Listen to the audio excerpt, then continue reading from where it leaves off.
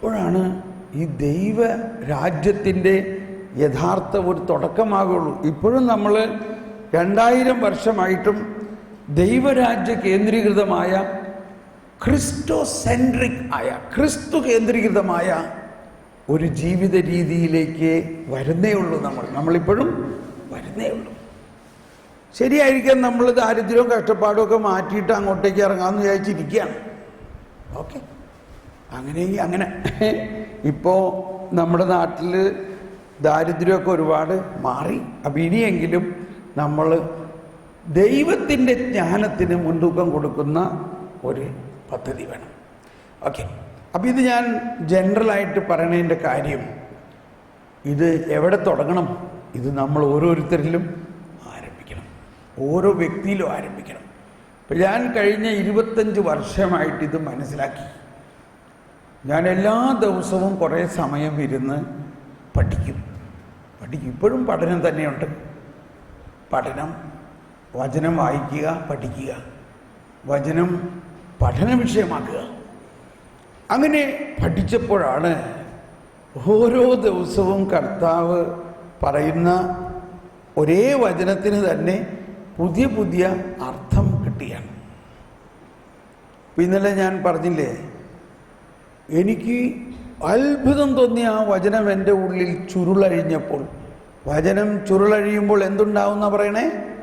പ്രകാശമുണ്ടാവും. വചനം ഇപ്പോൾ ചുരുളിലാണ് ഇരിക്കുന്നത്. ഇതങ്ങനെ ഇരുന്നാൽ പ്രകാശം ഉണ്ടാവില്ല. വചനം ചുരുളഴിഞ്ഞത് എങ്ങനെയാ? ഈശോ പറഞ്ഞു, ഞാൻ പ്രാർത്ഥിക്കുമ്പോൾ നീ എൻ്റെ അടുത്ത് ഇരിക്കുക.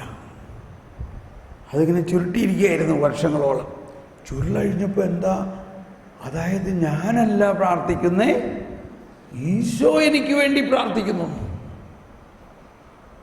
അതോടെ എൻ്റെ പ്രാർത്ഥനാ ജീവിതം അത്ഭുതാവഹമായിട്ട് മാറി. ഓക്കെ, ഇനി നമുക്ക് വിഷയത്തിലേക്ക് കടക്കാം. വിഷയം ദൈവജ്ഞാനമാണ്.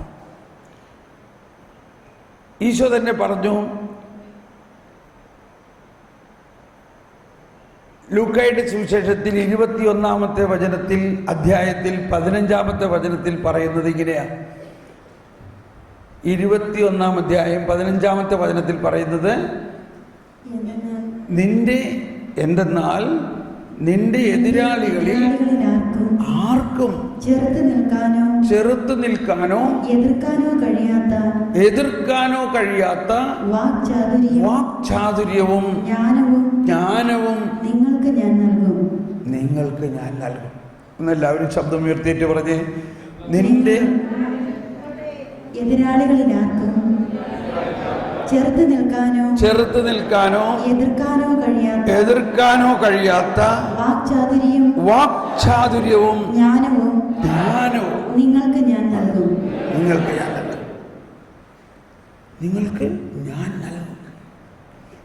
ഇവിടെ ഈ 3-4 സുവിശേഷ ഭാഗങ്ങളിലും പറഞ്ഞിരിക്കുന്ന കാര്യങ്ങൾ നൽകുമെന്ന് അന്ന് പറഞ്ഞിട്ടുള്ളതെല്ലാം നമ്മളെ സംബന്ധിച്ച് കിട്ടിക്കഴിഞ്ഞുവോ?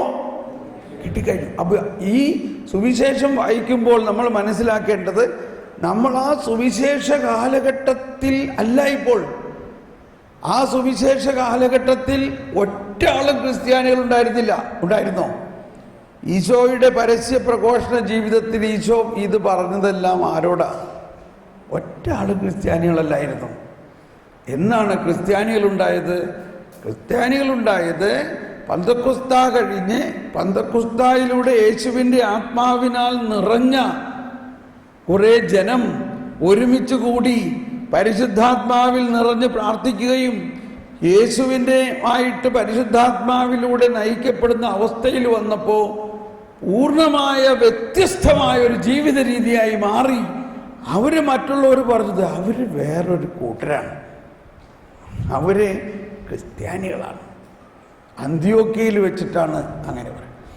അപ്പോൾ അതുവരയ്ക്കും ബൈബിളിലെ ക്രിസ്ത്യാനികൾ ആരും ഇല്ല. Price the Lord. യേശു വചനം പ്രഘോഷിച്ചതൊന്നും ക്രിസ്ത്യാനികളോടല്ല. ഇപ്പം നമ്മളിവിടെ വളരെ ഏറ്റവും നല്ല ഒരു ഗ്രൂപ്പാണ് നിങ്ങൾ, ഇല്ലേ? വർജനത്തിന് വേണ്ടി ദാഹിച്ചു വന്നിരിക്കണം. ഇങ്ങനെ ഒരു കൂട്ടരൊന്നും അവിടെ അന്ന് ഉണ്ടായിരുന്നില്ല. ജ്ഞാനസ്നാനത്തിലൂടെയും സ്ഥൈര്യലേപനത്തിലൂടെയും വിശുദ്ധ കുർബാനയിലൂടെയും ദൈവ ചൈതന്യം നിറഞ്ഞ ഒരു സമൂഹം. അപ്പോൾ ഈ പശ്ചാത്തലങ്ങൾ ഇടയ്ക്ക് മനസ്സിലാക്കണം നല്ലതാ. അവിടെ അങ്ങനെ പറഞ്ഞേക്കണു എന്ന് പറഞ്ഞ് പെട്ടെന്ന് ചാടരുത്. എന്താ നമ്മുടെ അവസ്ഥ? അന്ന് യേശു പറഞ്ഞത് യേശു പന്തക്കുസ്തായിലൂടെ നടത്തി, അതിൻ്റെ റെസിപ്പിയൻസ് ആണ് നമ്മൾ. അതെല്ലാം നമ്മൾ സ്വീകരിച്ചു കഴിഞ്ഞിരിക്കുന്നവരാണ് നമ്മൾ. ഇതാണ് നമുക്കുണ്ടാകേണ്ട ഒരു ജ്ഞാനം. ഇതെല്ലാം നമ്മൾക്ക് ലഭിച്ചു കഴിഞ്ഞിരിക്കുന്നു. ഈശോ ഫരിസേയരോട് പറഞ്ഞു. ഈ ഫരിസേയരോട് പറഞ്ഞെന്ന് പറയുമ്പോഴും നമ്മൾക്കതിൽ ബന്ധമുണ്ട്. 11-ാം അധ്യായം, ലൂക്ക 11-ാം അധ്യായത്തിൽ ആ സോളമനേക്കാൾ വലിയവരെന്നെല്ലാം പറഞ്ഞതിന് ശേഷം ആ അധ്യായം അവസാനിക്കുമ്പോൾ 52-53 ഭാഗത്ത് നമുക്ക് കാണാം, അവൻ പറഞ്ഞു, നിയമജ്ഞരെ, നിങ്ങൾക്ക് ദുരിതം. നിങ്ങൾ എല്ലാവരും കരം ഉയർത്തി ശബ്ദം ഉയർത്തിയേറ്റ് പറഞ്ഞുകൊണ്ട്, നിങ്ങൾ വിജ്ഞാനത്തിന്റെ താക്കോൽ സ്വന്തമാക്കിയിരിക്കുന്നു. നിങ്ങളോ അകത്ത് പ്രവേശിച്ചില്ല. പ്രവേശിക്കാൻ വന്നവരെ തടസ്സപ്പെടുത്തുകയും ചെയ്യും. ഇപ്പൊ നമ്മള് ഒരു റെസൊല്യൂഷനിൽ വന്നല്ലോ, ഈ ഫരിസേയൻ ഇപ്പൊ എവിടെയാ? ക്ഷമിക്കണോട്ടോ, എന്നോട് ഇങ്ങനെ പറയുമ്പോ എന്നോട് വഴക്കാവരുതേ. ഇത് വലിയൊരു കാര്യമാണ്. ഈ ഫരിസേയൻ നമ്മുടെ ഉള്ളിലുണ്ട്. കുറേയും കൂടി കൃത്യമായിട്ട് ഇന്ന് നമ്മളിലാണ്.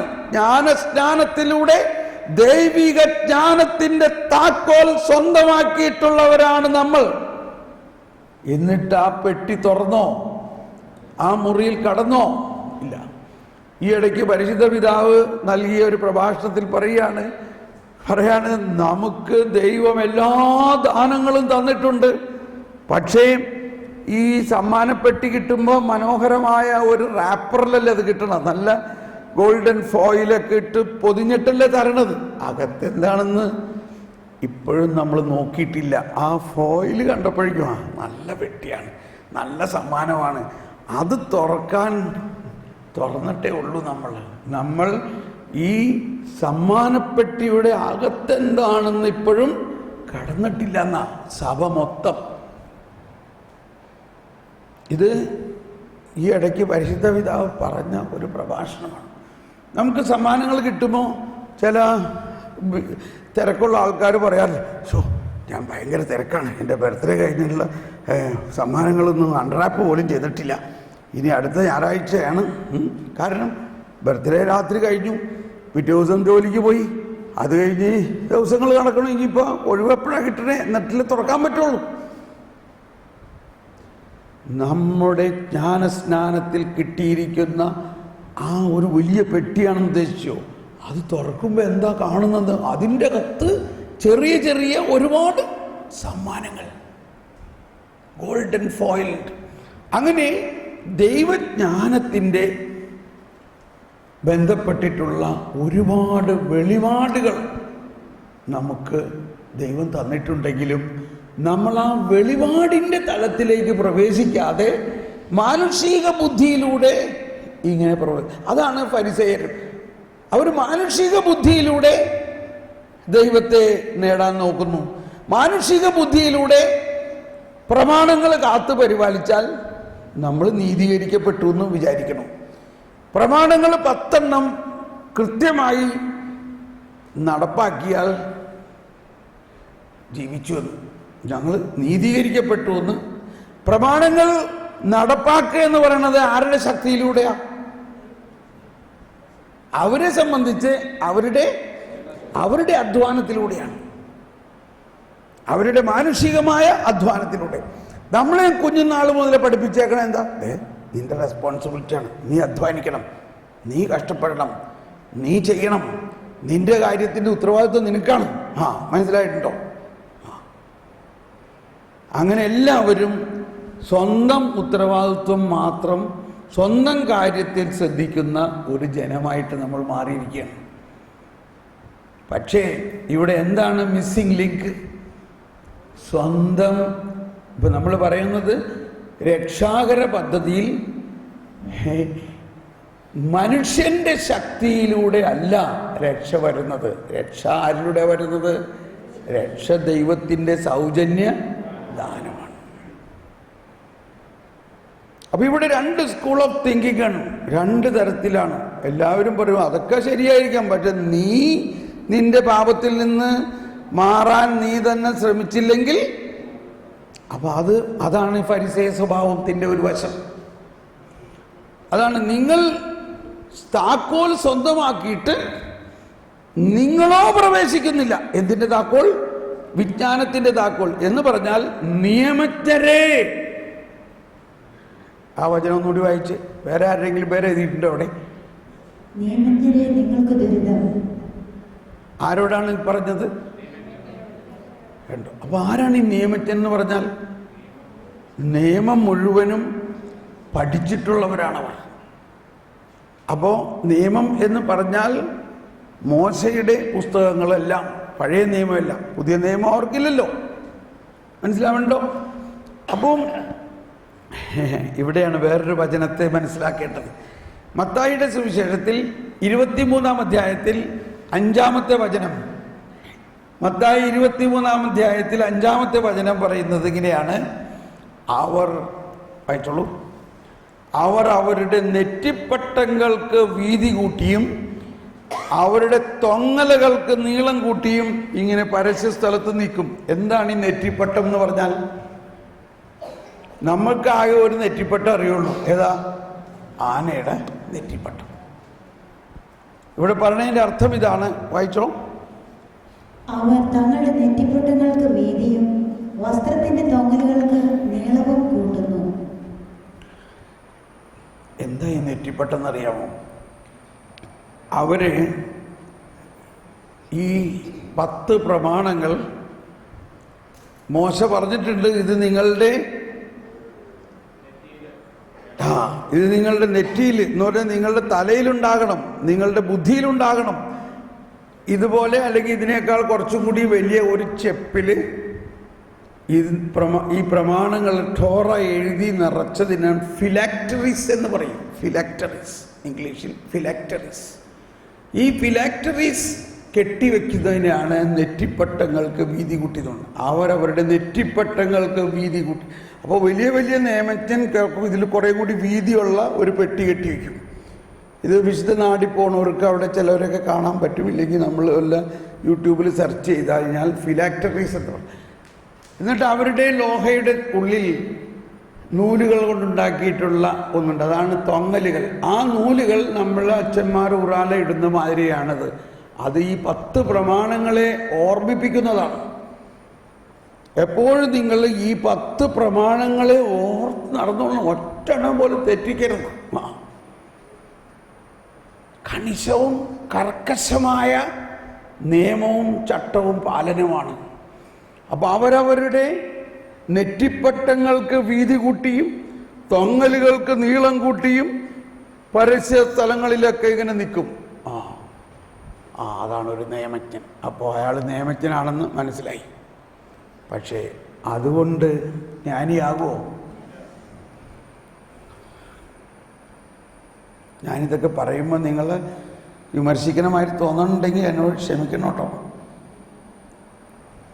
നമ്മുടെ ഉള്ളിൽ ഇങ്ങനെ ഒരു ഫരിസേയനുണ്ടോ ഇല്ലയോ?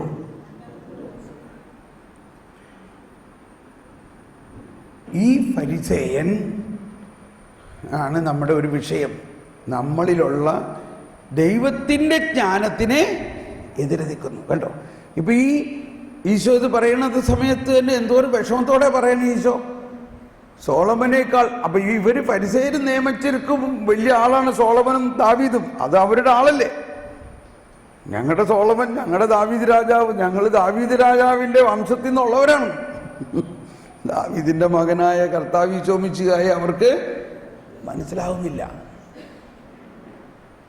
ആ കർത്താവ് ഈശോ മിശിഹ മുമ്പിൽ വന്ന് നിന്നിട്ടും മുഖാമുഖം കണ്ടിട്ടും അവർക്ക് മനസ്സിലാവുന്നില്ല. ഇതേ അവസ്ഥ തന്നെയാണ്, എന്നോട് ക്ഷമിക്കണം, കർത്താവ് ഈശോ മിശിഹ നമ്മുടെ ഉള്ളിൽ വരുന്നിട്ടും നമുക്ക് മനസ്സിലാവുന്നില്ല. നമ്മൾ ഭൗതികമായ നേട്ടങ്ങളോടും ഭൗതികമായ കാഴ്ചപ്പാടിലൂടെ ഭൗതിക വീക്ഷണത്തിലാണ് നമ്മുടെ കണ്ണ് പോകുന്നത്. നമ്മുടെ കണ്ണ് ഉള്ളിലേക്ക് പോകുന്നില്ല, ദൈവിക ജ്ഞാനത്തിലേക്ക് പോകുന്നില്ല. ഒന്ന് സ്തുതിച്ച് പ്രാർത്ഥിക്കാം. പരിശുദ്ധാത്മാവേ, ജ്ഞാനം നൽകണമേ, ജ്ഞാനം നൽകണമേ. ദൈവത്തിൻ നിഗൂഢ രഹസ്യം വേണ്ട വേണ്ട ഇപ്പൊ പാടുള്ളത് ഇപ്പൊ വേണ്ട ഇപ്പൊ വേണ്ട ഇപ്പൊ വേണ്ട ഇപ്പൊ വേണ്ട. ഞാൻ പറഞ്ഞു ഓൾറെഡി ഇന്നത്തെ ദിവസം വളരെ ബുദ്ധിമുട്ടുള്ള ദിവസമായിരിക്കും എന്ന് പറഞ്ഞു ഇല്ലേ? അതുകൊണ്ട് നിങ്ങൾക്ക് ആ ബുദ്ധിമുട്ടിൽ കടന്നു പോകാണ്ടൊരു നിവൃത്തിയില്ല.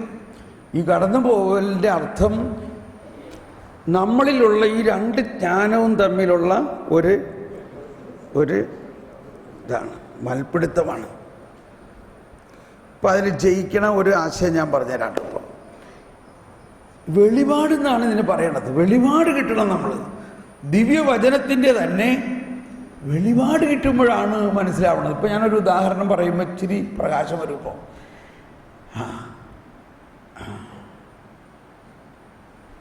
നമുക്കൊരു ചെറിയ ബ്രേക്ക് എടുക്കാം. ഇത് കഴിഞ്ഞിട്ട് കേട്ടോ, ഇത് കഴിഞ്ഞിട്ട് നമുക്ക് 10:30 ഒരു ബ്രേക്ക് എടുക്കാം. മർക്കോസിൻ്റെ സുവിശേഷം 4-ാം അധ്യായം. നിങ്ങളെല്ലാവരും ബൈബിള് തുറന്നെടുക്കുക. ഈ വചനം ബൈബിള് തുറന്ന് അതെടുത്തൊന്ന് വായിക്കുക. നിങ്ങൾ തന്നെ അതിൽ നോക്കി വായിക്കണം. മർക്കോസ് 4-ാം അധ്യായം. 4-ാം അധ്യായത്തിൻ്റെ ശീർഷകം തന്നെ വിതക്കാരൻ്റെ ഉപമയാണത്. അപ്പോൾ നമുക്കറിയാം വിതക്കാരൻ്റെ ഉപമയുടെ കാര്യങ്ങളെല്ലാം.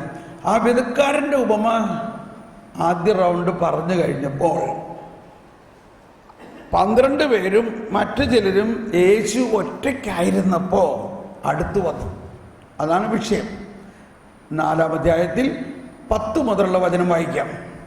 അവൻ തനിച്ചായപ്പോൾ 12 പേരും. എല്ലാവരും ശബ്ദം ഉയർത്തുന്ന വായിച്ച്. ഒരു മിനിറ്റ് വെയിറ്റ്. എല്ലാവരും തുറന്നോ. 4-ാം അധ്യായം 10 മുതലുള്ള വചനം എല്ലാവരും തുറന്ന്, ബൈബിൾ ഇല്ലാത്തവർ അടുത്തിരിക്കുന്ന ആളുടെ ബൈബിൾ നോക്കി ഒന്ന് വായിച്ചോളൂ. യെസ്. അവൻ തനിച്ചായപ്പോൾ 12 പേരും കൂടെ ഉണ്ടായിരുന്ന മറ്റുള്ളവരും ഉപമകളെക്കുറിച്ച് അവനോട് ചോദിച്ചു. അവൻ പറഞ്ഞു, ദൈവരാജ്യത്തിന്റെ രഹസ്യങ്ങൾ നിങ്ങൾക്കാണ് നൽകപ്പെട്ടിരിക്കുന്നത്. പുറത്തുള്ളവർക്കാകട്ടെ എല്ലാം ഉപമകളിലൂടെ മാത്രം. എല്ലാവരും ശബ്ദം ഉയർത്തിയേറ്റ് പറഞ്ഞുകൊണ്ട്, അവർ കണ്ടിട്ടും കാണാതിരിക്കുന്നതിനും കേട്ടിട്ടും ഗ്രഹിക്കാതിരിക്കുന്നതിനും അങ്ങനെ അവർ മനസ്സ് തിരിഞ്ഞ് മോചനം പ്രാപിക്കാതിരിക്കുന്നതിനും വേണ്ടിയാണ് ഇത്. എന്തോ ഒരു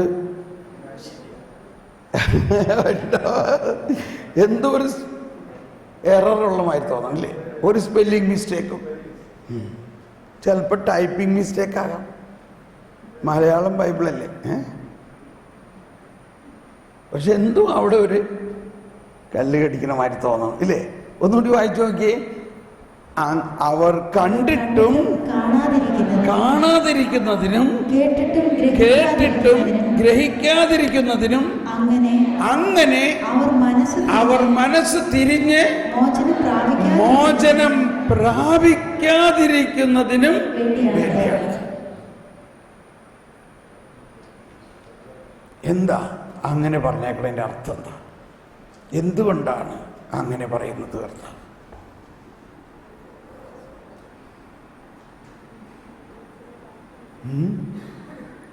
അവർ മോചനം പ്രാപിക്കരുത്, അവർ കണ്ടിട്ടും കാണരുത്,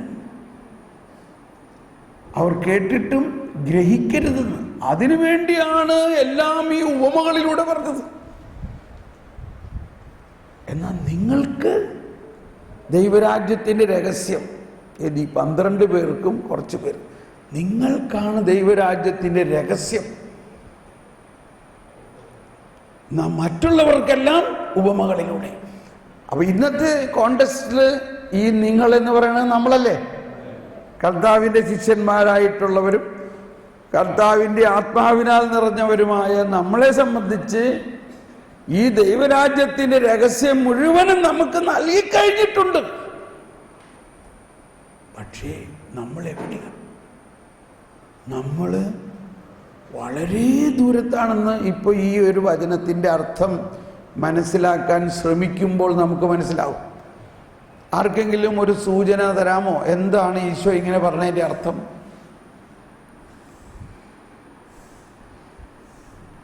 ഒന്ന് ചിന്തിച്ചേ. ഇങ്ങനെയുള്ള കാര്യങ്ങൾ നമ്മൾ ചിന്തിക്കണം. അതിനാണ് ചിന്ത എന്ന് പറയുന്നത്. നിങ്ങളുടെ വിചാരങ്ങൾ ഉന്നതങ്ങളിലേക്ക് ഉയരട്ടെ. നമ്മുടെ ഇത് ഞാൻ പറയുമ്പോൾ നിങ്ങൾ എന്നോട് ക്ഷമിക്കണം കേട്ടോ. നമ്മുടെ അനുദിന ജീവിതത്തിലെ ചിന്തകൾ മുഴുവനും കംപ്ലീറ്റ് വേറെ ഒരു തലത്തിലാണ്. അതാണ് ഏശയ്യായിൽ തന്നെ പറഞ്ഞത്, നിങ്ങളുടെ ചിന്തകൾ പോലെ അല്ല എൻ്റെ ചിന്തകൾ. നമ്മളെല്ലാവരുടെയും ചിന്തകളിൽ തന്നെ മാറ്റം ഉണ്ടാകണം. നമ്മൾ രാവിലെ എഴുന്നേറ്റ് കഴിഞ്ഞാൽ ഈ ഭൗതികമായ മേഖലകളിലാണ് അധികവും ചിന്തയെങ്കിൽ നമ്മൾ ഒരിക്കലും വളരില്ല. നമ്മൾ ഇവിടുത്തെ സിറ്റിസൺസേ അല്ല, നമ്മൾ ഇവിടുത്തെ പൗരന്മാരെ അല്ല എന്നല്ലേ ഇതൊക്കെ നമ്മൾ പാടാറുണ്ട്. ശാശ്വതമായ ദേശം എന്താന്ന് പറയണം?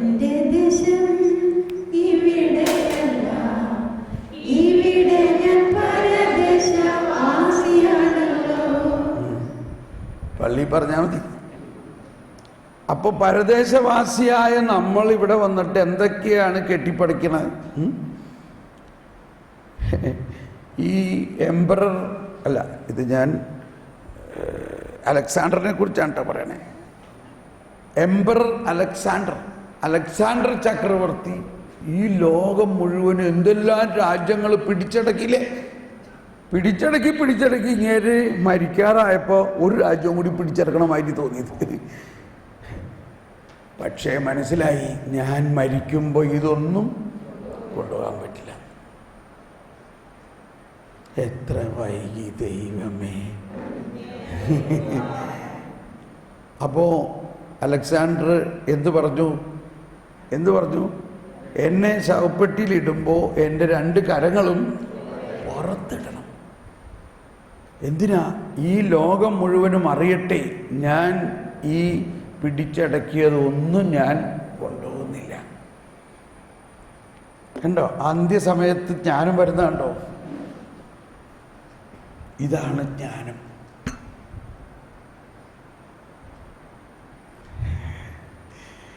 നമ്മളിവിടെ ഈ വാങ്ങുന്ന തോട്ടമോ അതിലുള്ള ബംഗ്ലാവുകളോ ഇതൊന്നും നമ്മൾ കൊണ്ടുപോകാൻ പോകുന്നില്ല. ഓക്കെ, അപ്പോൾ ഞാൻ പറഞ്ഞു വരുന്നത്, നമ്മുടെ സാധാരണ ചിന്ത ലൗകികമായ അർത്ഥവും വ്യാപ്തിയും അതാണ്. അത് വിട്. ദൈവവചനം തന്നെ വ്യാഖ്യാനിക്കുമ്പോഴും ആ രീതിയിലായി പോകാറുണ്ട്. അത് വിട്. ഇനി കംപ്ലീറ്റ് വേറൊരു തലത്തിൽ നമ്മൾ ചിന്ത മാറണം. ദൈവിക ജ്ഞാനത്തിലൂടെയുള്ള ചിന്ത, ദൈവരാജ്യത്തെക്കുറിച്ചുള്ള ചിന്ത, ദൈവിക വെളിപ്പെടുത്തലിനെ കുറിച്ചുള്ള ചിന്ത, കംപ്ലീറ്റ് സ്വിച്ചിങ്. അങ്ങനെ ചിന്തിച്ചുകൊണ്ട് ഇതിൻ്റെ അർത്ഥം ഒന്ന് മനസ്സിലാക്കി നോക്കി. അവർ കണ്ടിട്ടും കാണാതിരിക്കുന്നതിനും കേട്ടിട്ടും ഗ്രഹിക്കാതിരിക്കുന്നതിനും അങ്ങനെ അവർ മനസ്സ് തിരിഞ്ഞ് മോചനം പ്രാപിക്കാതിരിക്കേണ്ടതിനും വേണ്ടിയാണ്.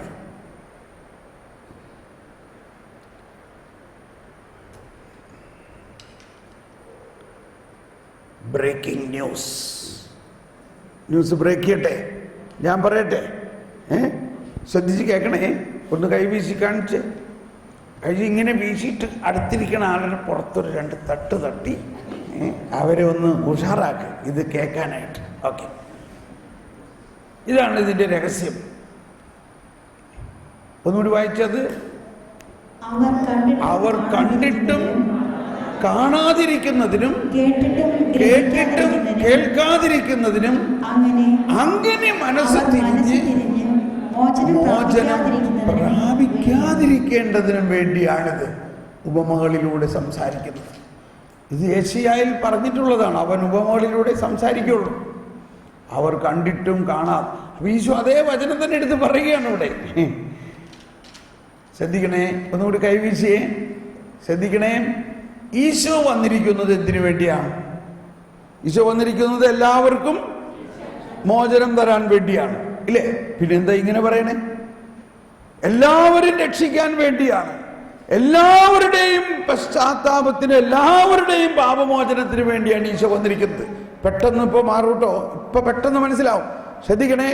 എന്നാൽ എങ്ങനെയാണ് എല്ലാവരും യേശുവിലൂടെ രക്ഷിക്കപ്പെടുന്നത്? Praise the Lord. എങ്ങനെയാണ്? കുരിശുമരണത്തിലൂടെയാണ്. യേശുവിൻ്റെ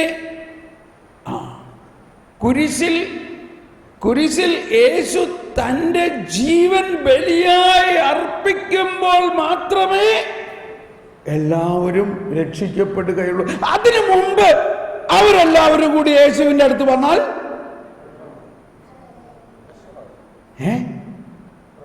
പ്രശ്നമാകും. അതുകൊണ്ട് ഇപ്പോൾ അവർ കണ്ടിട്ടും കാണാതിരിക്കണം. ഇപ്പോൾ അവർ കേട്ടിട്ടും മനസ്സിലാകാതിരിക്കണം ഇവനാണ് ക്രിസ്തു എന്ന്. അങ്ങനെ ഇപ്പോൾ അവർ, ഞാനിവിടെ ഒരു ചെറിയ വാക്കവിടെ ചേർത്തു, ഇല്ലേ? ഇപ്പോൾ അവർ മനസ്സ് തിരിഞ്ഞ് വരരുത്. കാരണം ഇപ്പോൾ മനസ്സ് തിരിഞ്ഞ് പറഞ്ഞാൽ ഒരു പ്രീമെച്യൂർ ഡെലിവറി മാതിരിയാവും. എപ്പോഴായിരിക്കണം അവർ വരേണ്ടത്? കുരിശുമരണത്തിന് ശേഷം. അഥവാ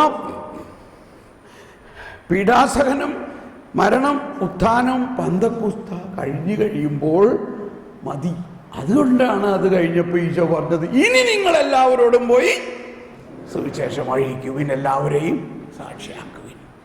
യേശുവിൻ്റെ പരസ്യ ജീവിത കാലത്ത് വിരലിലെണ്ണാവുന്ന ചില ആളുകൾക്ക് ഈശോ ഒരു മുൻകൂർ അനുഭവം പോലെ നിന്റെ പാപങ്ങൾ ഞാൻ ക്ഷമിച്ചിരിക്കുന്നു എന്ന് പറയുന്നുണ്ട്.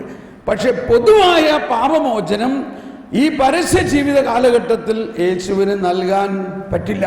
അതല്ല ദൈവത്തിൻ്റെ പദ്ധതി. ദൈവത്തിൻ്റെ പദ്ധതി അതിനുള്ള ഒരുക്കമാണ് ഈ പരസ്യ ജീവിതം.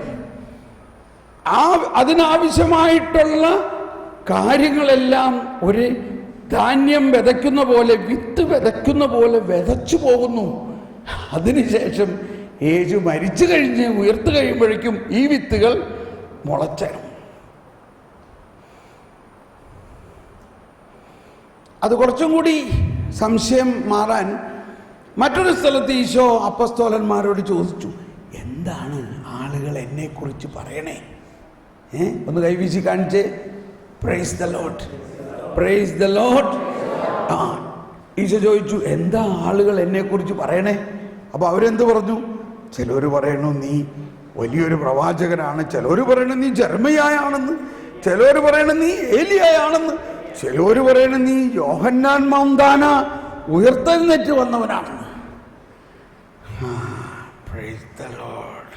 ഈശോ പറഞ്ഞു കാണൂല്ലേ, പ്രൈസ് ദ ലോർഡ്. അപ്പം ആർക്കും മനസ്സിലായിട്ടില്ല ഞാനാണ് മെസ്സിഹ എന്ന്, ആർക്കും മനസ്സിലായിട്ടില്ല. അതായത് തൻ്റെ ഹിഡൻ പ്രോഗ്രാം സക്സസ് ആയിക്കൊണ്ടിരിക്കുകയാണ്. എന്നിട്ട് ഈശോ ചോദിക്കുകയാണ്, നിങ്ങൾ എന്താ പറയണേ? നിങ്ങൾ എന്താണെന്ന് പറയണെന്ന് ചോദിച്ചു കഴിഞ്ഞപ്പോൾ ഈ 12 പേരും അങ്ങോട്ടും ഇങ്ങോട്ടും നോക്കാൻ തുടങ്ങി. ആദ്യം ഇതിപ്പോൾ നമുക്കിട്ടായല്ലോ, ആർക്കും പറയാൻ പറ്റില്ല. അങ്ങനെ കുറച്ച് കഴിഞ്ഞപ്പോൾ പത്രോസ് എഴുന്നേറ്റ് നിന്നുകൊണ്ട് പറഞ്ഞു, എല്ലാവരും ഒന്ന് പറഞ്ഞേ, നീ ജീവിക്കുന്ന ദൈവത്തിൻ്റെ പുത്രനായ മെസ്സിഹായാകുന്നു. ഇത് കേട്ടപ്പോൾ ഈശോയുടെ മുഖം ഭയങ്കര സന്തോഷമായപ്പോൾ എല്ലാവരും കൈയടിച്ച് പത്രോസിനെ അഭിനന്ദിച്ചു. അപ്പോൾ ഈശോ പറഞ്ഞു, യോനായുടെ പുത്രനായ ശിമയോനേ, ഇത് നിന്റെ മാംസരക്തങ്ങളല്ല നിനക്കിത് വെളിപ്പെടുത്തി തന്നത്. കണ്ട, ആ വാക്ക് ശ്രദ്ധിക്കണം. എൻ്റെ സ്വർഗസ്ഥനായ പിതാവ് ഇപ്പോൾ നിനക്കിത് വെളിപ്പെടുത്തി തന്നതാണ്. സ്നേഹമുള്ളവർ, ഈ ഒറ്റ വാക്കാണ് നമ്മൾ പിടിക്കേണ്ടത്, വെളിപ്പെടുത്തൽ. എന്നിട്ട് പറഞ്ഞു, എന്തുകൊണ്ടാണത് വെളിപ്പെടുത്തി കൊടുത്തത്? നീയാണ് പാറ, ഈ പാറമേൽ ഞാൻ എൻ്റെ പള്ളി പണിയും. നിന്നെയാണ് ഞാൻ എൻ്റെ കാലം കഴിഞ്ഞിട്ട് സഭ തുടരാൻ വിളിക്കപ്പെട്ടിരിക്കുന്നത്. വല്ല വിശുദ്ധനായിരുന്നോ ഈ പത്രോസ്? പത്രോസ് തന്നെ പറഞ്ഞു, ഞാൻ പാപിയാണേ, എന്നെ വിട്ടു പോണമേ എന്ന് പറഞ്ഞപ്പോൾ കർത്താവ് പറയാണ്, നിന്നെ ഞാൻ മനുഷ്യനെ പിടിക്കുന്നവരാക്കും. അപ്പൊ എന്ത് അടിസ്ഥാനമാണ് ഈ കർത്താവിൻ്റെ വിളി? നമ്മുടെ പരിശുദ്ധിയാണോ? കരുണയാണ്, ദയയാണ് എല്ലാത്തിൻ്റെയും അടിസ്ഥാനം. ശ്രദ്ധിക്കണേ, ഇപ്പോ സംഭവം ഉണ്ടായത് എന്താ? പത്രോസിനെ അഭിനന്ദിച്ചു. പത്രോസിനോട് പറഞ്ഞു, സ്വർഗത്തിൻ്റെയും നരകത്തിൻ്റെയും ഒക്കെ താക്കോൽ നിന്റെ കയ്യിൽ തരികയാണ്, നീ അനുഗ്രഹീതൻ, നിന്റെ മേലെ എൻ്റെ പള്ളി പണി, ഇതൊക്കെ പറഞ്ഞു കഴിഞ്ഞിട്ടും ഈശോ അത് കഴിഞ്ഞിട്ട് എന്തു പറഞ്ഞു? നിങ്ങൾ ഈ കാര്യം ആരോടും പറയരുത്. ഏത്? ഞാനാണ് മിശിഹ എന്നുള്ള കാര്യം ആരോടും. അപ്പം അവിടെയും വേണമെങ്കിൽ നമുക്കിങ്ങനെ ചേർക്കാം, ആരോടും ഇപ്പോൾ പറയരുത്. എന്നിട്ടങ്ങോ ഒരു ബ്രേക്കിംഗ് ന്യൂസ്, ഒരു കാര്യം പറയാണ്, എനിക്ക് ജെറുസലേമിലേക്ക് പോകണം, അവിടെ അവർ എന്നെ നോക്കിയിരിക്കുകയാണ്. എന്തിനാ? പീഡിപ്പിക്കപ്പെടണം.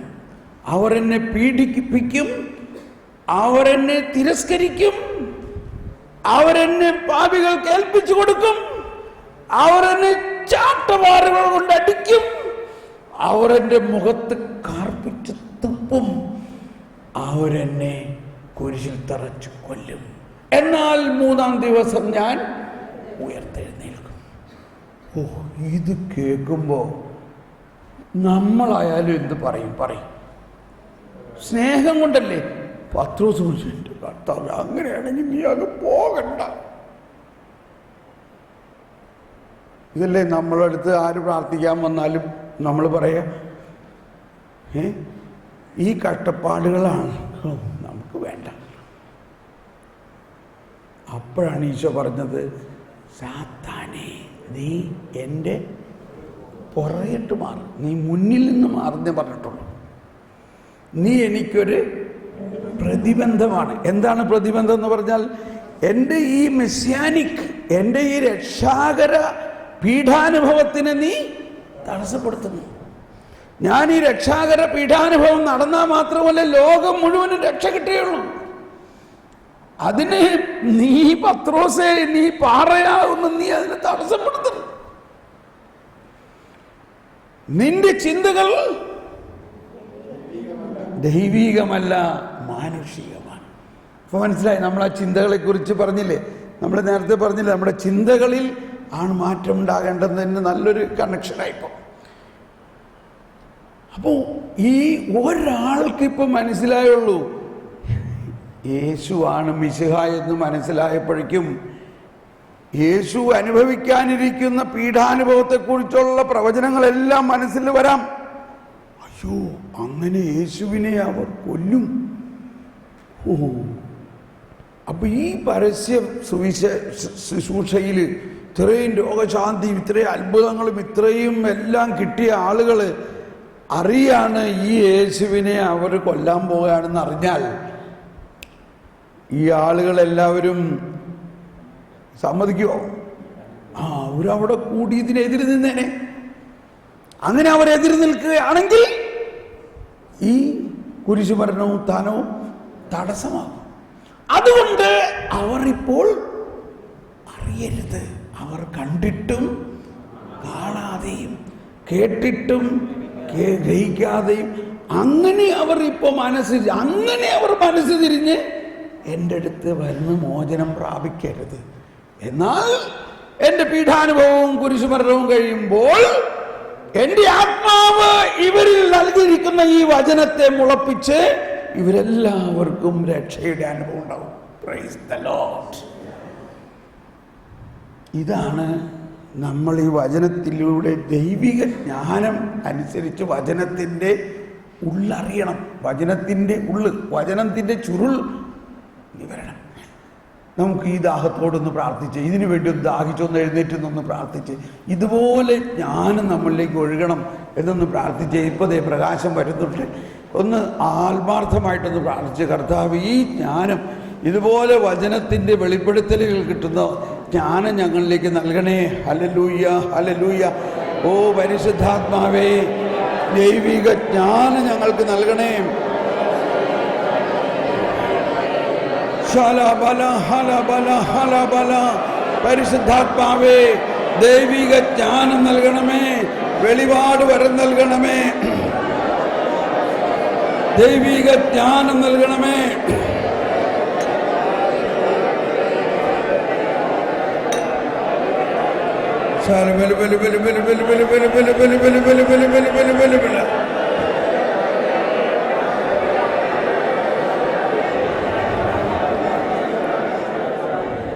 Thank you. Praise the Lord. നമുക്കിരിക്കാം. നമ്മളിപ്പോൾ ചെറിയൊരു ഇടവേള